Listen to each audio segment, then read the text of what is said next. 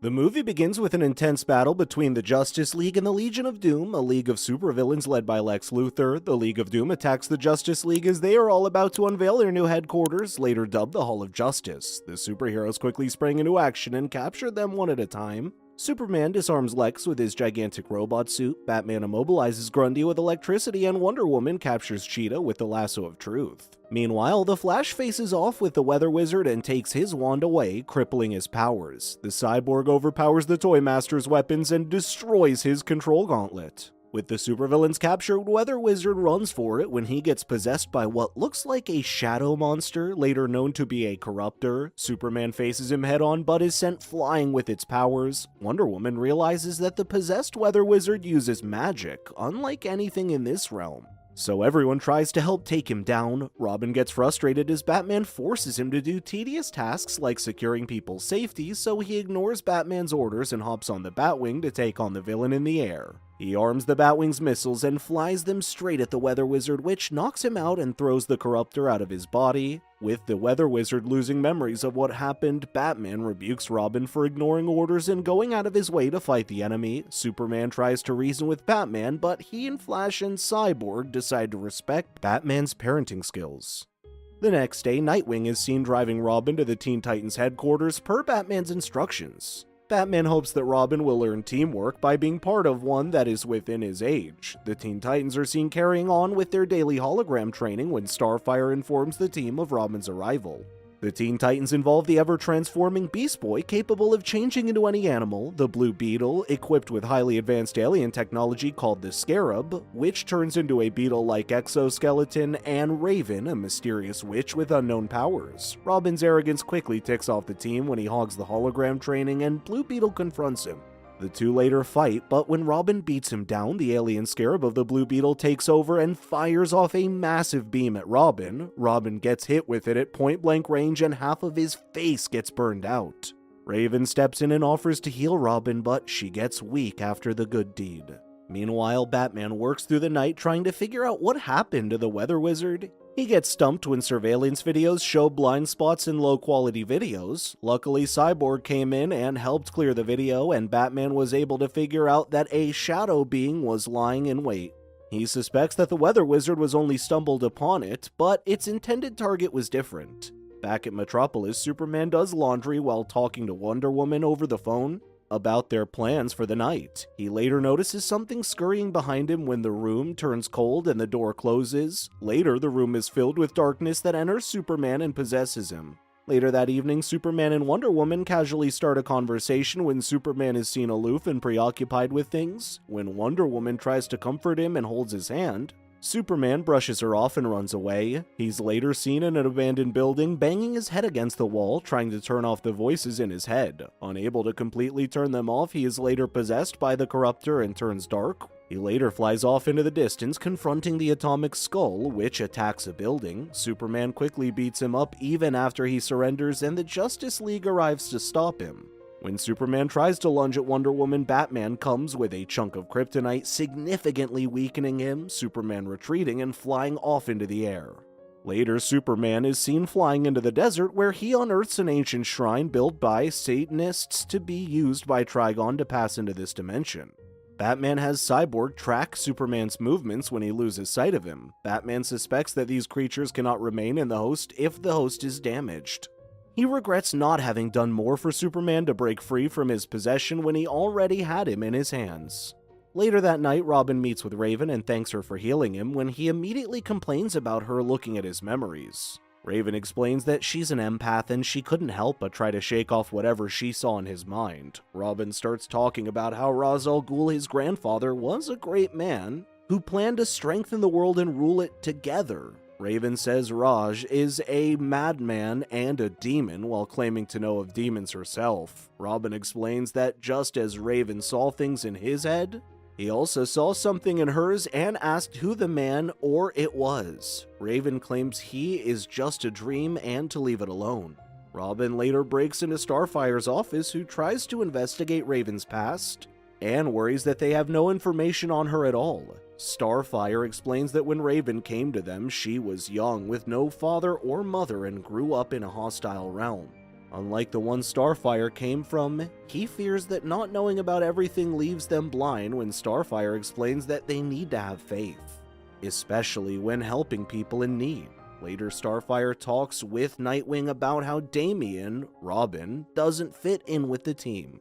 She later has the brilliant idea of taking the kids out for fun to help build bonds between them. Thanks to Nightwing's help, Starfire later brings the Teen Titans to the amusement park as civilians to enjoy the night and form strong bonds with each other. They later enjoyed each other's company over silly games and rides. When Blue Beetle gets beaten by Beast Boy at dancing, Robin steps up only to beat him at his own game.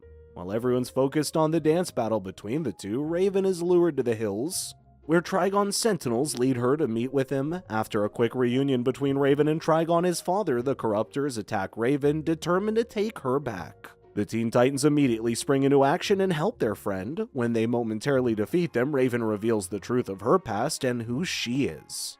She explains that her mother used to be in a cult that took part in a Satan's bride rite. When Trigon appeared before them, her mother grabbed his hand and they copulated, giving birth to Raven. When her mother realized her mistake, she and Raven ran away from Trigon, where they were taken in by mystics of Azarath, another dimension that is said to be a realm of beauty, peace, and tranquility. When Raven was curious about her origins and used her powers, she unwittingly summoned Trigon to Azarath.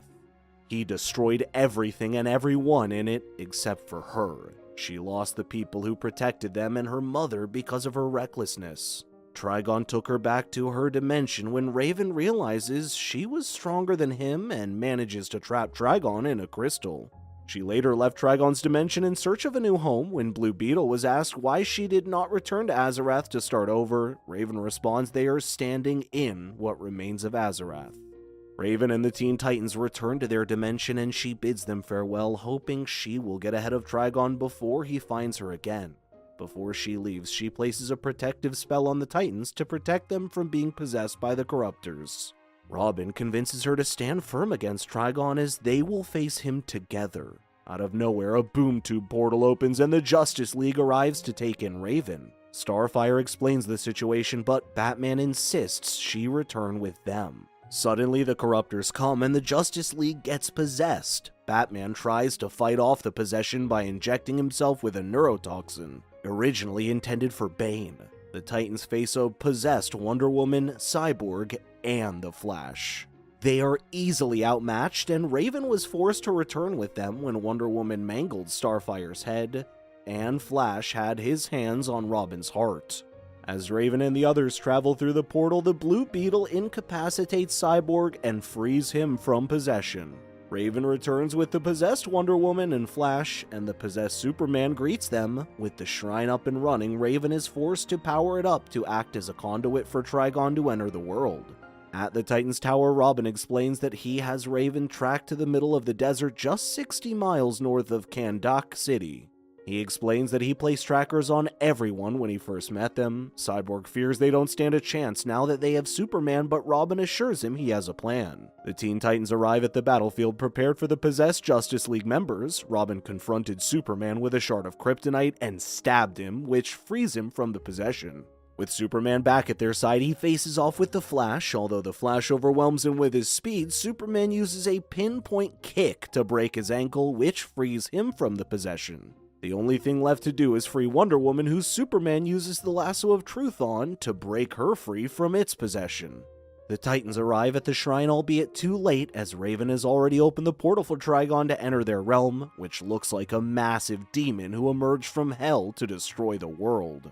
Raven suggests she return to Hell to retrieve the crystal she used to imprison Trigon before, while the remaining Justice League members distract or delay Trigon. Cyborg and the Titans arrive at Hell, where horrendous beasts and creatures of all forms greet them. Beast Boy undergoes a painful transformation to manifest this realm's beasts. When they beat all the flying creatures, they are confronted by Trigon Sentinels, who combine to form a three-headed creature. While Cyborg, Starfire, Blue Beetle, and Beast Boy keep it busy, Raven and Robin head to the center to retrieve the crystal. As Raven is about to grab it, Ra's al Ghul appears before her and shatters it to 1,000,000 pieces, with only his sword.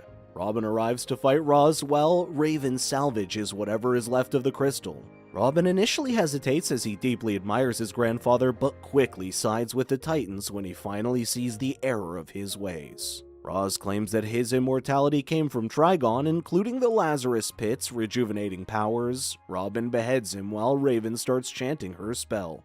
Back on Earth, Superman, Wonder Woman, and the Flash struggle to beat Trigon as their attacks merely make a dent on him. Trigon doesn't even fight back and continues its march to the city. When Raven finishes her spell, a massive shadow covers the ground and swallows Trigon in the darkness, where he's slowly drawn back to the crystal. With Trigon trapped and secured in the crystal, Raven bids the team farewell as she's determined to watch over the crystal to prevent this catastrophe from happening again.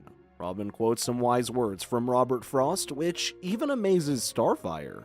Raven is convinced to return to Earth with the crystal. A week passed and Batman confirmed no more signs of the Corruptors. The Justice League commends Starfire for her leadership and the Teen Titans for saving the world. Cyborg's later seen at the Titans headquarters bringing pizza, which the Justice League witnesses. Cyborg notices Raven is wearing the crystal on her forehead and responds that it would be easier to keep watch over it this way. In a post-credit scene, a mysterious girl is hovering on a rock headed towards the Titans Tower. The end. Thanks so much for watching. Check out these other videos and make sure to subscribe and tap that bell to be notified about our latest videos. We'll see you next time.